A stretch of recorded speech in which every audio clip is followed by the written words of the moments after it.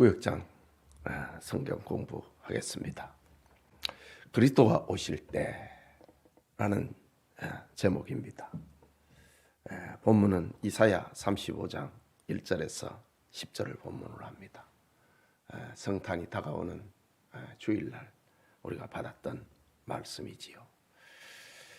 그리스도가 오실 때 어떤 일이 일어나는가라는 구약 이사야 선자의 예언을 담은 말씀입니다.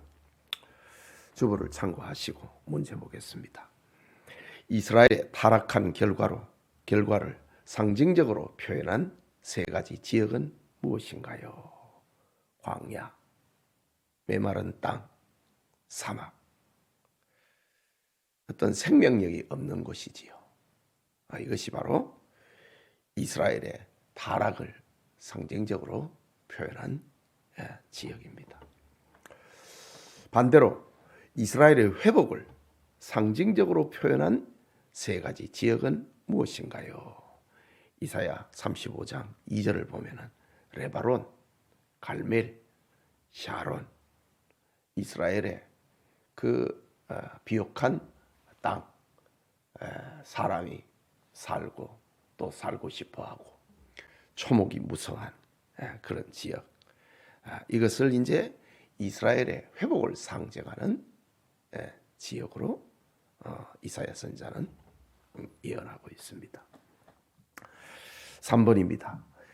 이스라엘의 회복의 궁극적인 목적은 무엇인가요?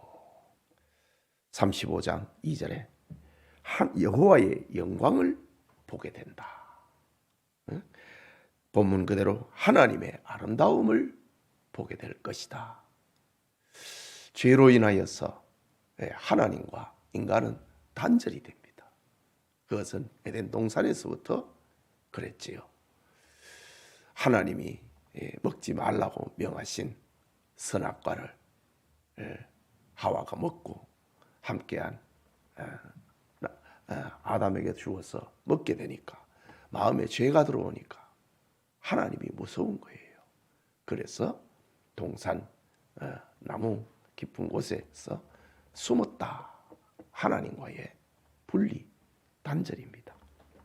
이스라엘도 역시 마찬가지입니다. 회복의 궁극적인 목적은 무엇인가?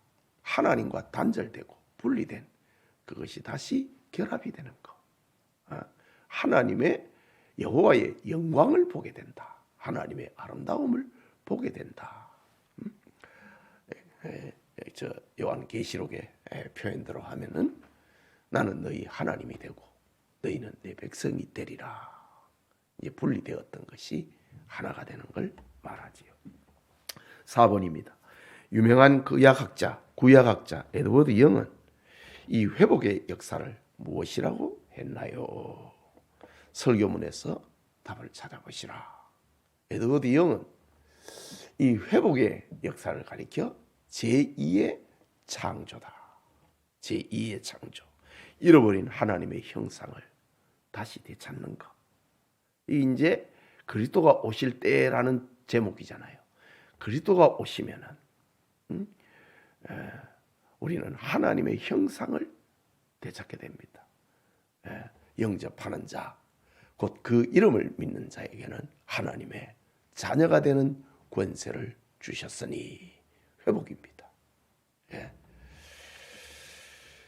그리스도가 오시면은 하나님과 단절되었던 이 관계가 회복이 된다라는 말이지요. 5번입니다. 죄의 결과로 하나님의 징계를 받아 겁을 내는 이스라엘을 향한 위로의 메시지는 무엇인가요? 이사야 35장 4절과 그리고 설교문에 보면 문장 그대로 굳세어라, 두려워하지 말라. 위로의 메시지입니다.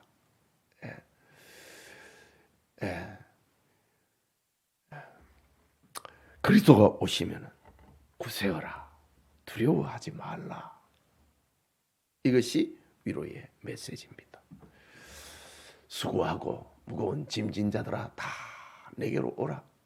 내가 너희를 쉬게 하리라. 예수님의 말씀이지요. 그리스도가 오시면 자, 6번입니다. 하나님이 만드신 대로는 무엇이라 일컫게 되나요?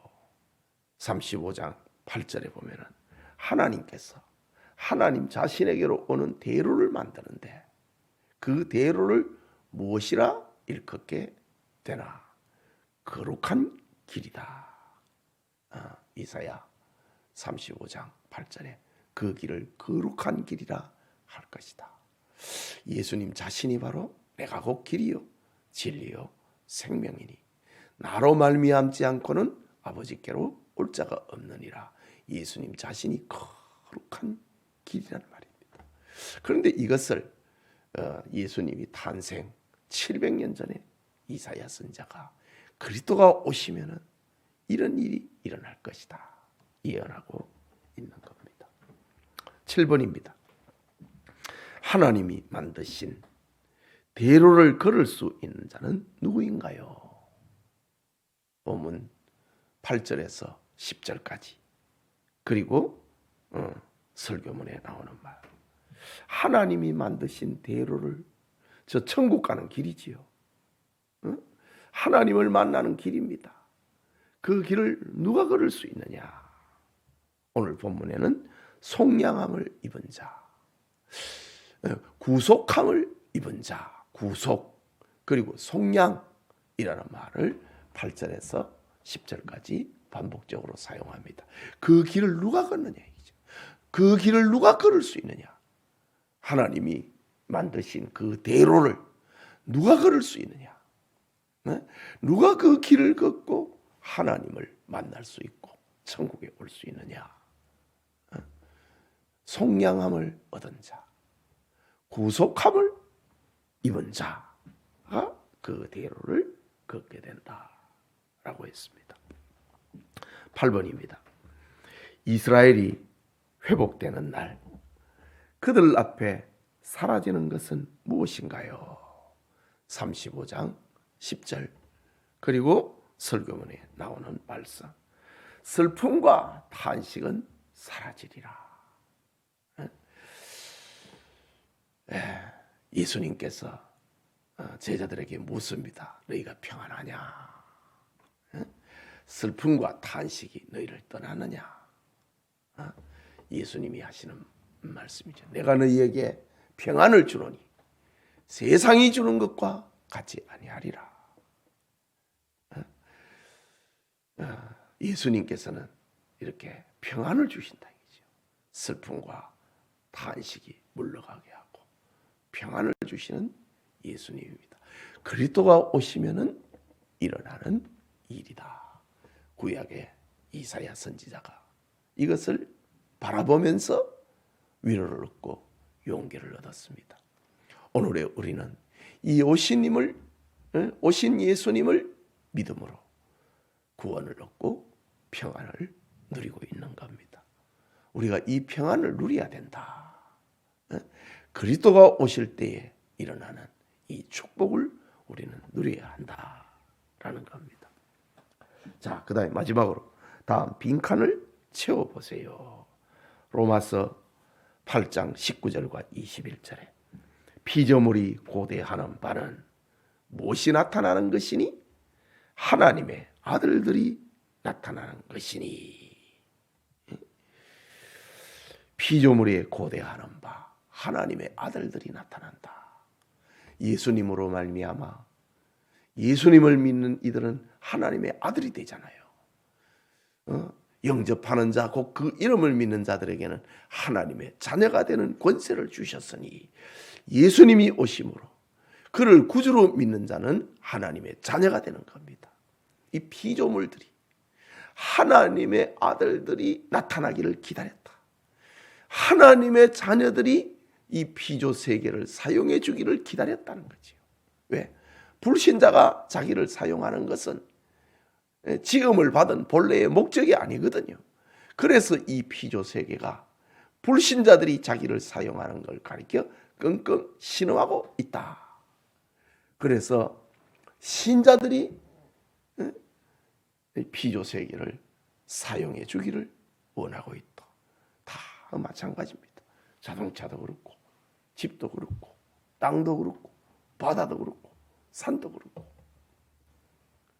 하나님을 믿는 사람들이 자기를 사용해주고 거기에서 힘을 얻어서 용기를 얻고 하나님 앞에 감사하고 봉사하고 충성하는 것, 그런 재료로 사용해 주기를 이 피조세계가 기다리고 있다.